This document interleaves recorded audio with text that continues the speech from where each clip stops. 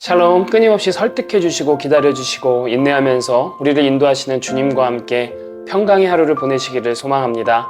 기다리고 기도하고 라는 제목으로 함께 나눌 말씀은 욥기 11장 1절부터 20절이고 13절에서 16절에 있습니다.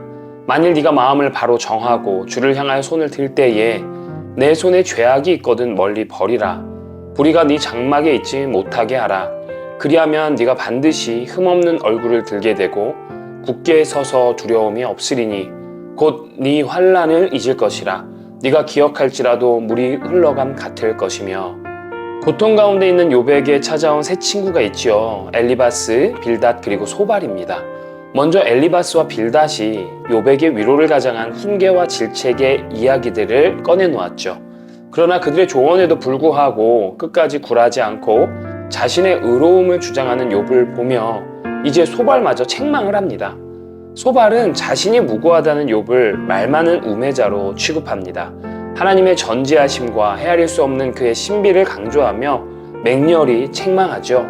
심지어는 욥 그가 받는 고난이 그가 지은 죄보다는 가볍다면서 오히려 감사해야 한다고 주장합니다. 거기에 덧붙여 앞선 친구들의 주장과 같은 선상에서 인과응보, 즉 죄를 지었으니 벌을 받는다는 원리로 욥을 지적합니다. 소발 역시 하나님을 인과응보의 틀과 프레임 안에 가두고 있는 실수를 범하고 있어요. 앞서 말씀드렸지만 분명히 하나님은 죄에 대하여 물으시고 심판하십니다. 인과응보가 틀린 말은 아닙니다. 그러나 그보다 더 크신 하나님의 지혜와 신비는 인간이 해석할 수 있는 것이 아닙니다. 함부로 하나님을 단정해서는 안 되는 것이죠. 그러하기에 내 어떤 생각으로 결론을 내리는 것이 아니라 그 상황 가운데 언제나 옳고 선하신 하나님의 섭리와 뜻이 있음을 믿어야 하는 것이죠.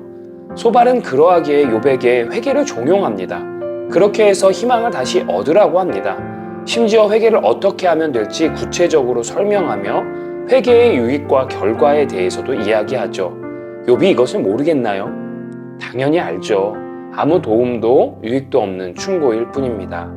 사랑하는 여러분, 오늘 소발의 욥에 대한 발언들을 지켜보며 다시 한번 위로자로 선다는 것, 누군가를 사랑하고 품는 것에 대하여 생각하게 됩니다. 소발은 하나님께서 직접 나타나셔서 욥의 교만하기 짝이 없는 입을 막아주시기를 바라고 있었어요. 욥이 처한 상황을 안타까워하며 친구라 여기는 욥을 염려하고 걱정하는 듯 보이지만 실상은 자신의 의견에 굴복하기를 원하고 있는 것입니다. 이러한 모습이 저에게는 없는지 돌아보게 됩니다. 우리 더일 가족들의 어려움을 함부로 판단하고 정죄하고 있는 어리석은 목사가 아니었는지 살펴보게 됩니다. 반면에 우리 주님께서 내게 베푸신 후대를 다시금 묵상하며 감사를 고백하게 됩니다.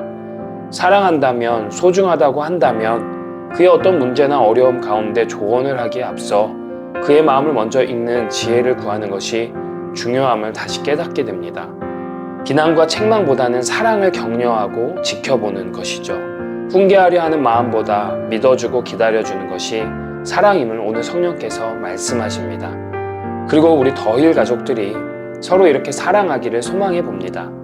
상대가 요청할 때까지 기다려보는 거예요. 혼자 가지 않게 하겠다고 함께 답을 찾아가자고 겸손하게 그리고 따스하게 말을 건네는 우리가 되길 소원합니다. 신뢰와 사랑으로 서로 기다려주고 기도하는 그런 생명 있는 공동체, 살아서 역사가 일어나는 더힐 공동체가 되길 간절히 소망합니다. 여러분들은 참 소중해요. 샬롬.